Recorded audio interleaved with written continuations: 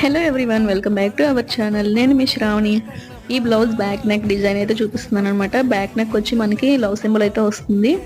Stitching and cutting కూడా చాలా ఈజీగా ఉంటుంది. వీడియో లాస్ట్ వరకు చూడండి, చాలా బాగా అర్థమవుతుంది. స్కిప్ చేయకుండా చూస్తే అర్థమవుతుందండి. బిగినర్స్కైనా లేదంటే నార్మల్గా కుట్టే వాళ్ళకైనా స్కిప్ చేసినట్లయితే అర్థం కాదు. మనకి మెజర్మెంట్స్ అయితే ఉంటాయి కదండి, అవి అయితే అర్థం కాదనమాట. అందువల్ల మీరు లాస్ట్ వరకు చూసి వీడియో నచ్చితే ప్లీజ్ లైక్ చేయండి, షేర్ చేయండి, సబ్స్క్రైబ్ చేసుకోండి.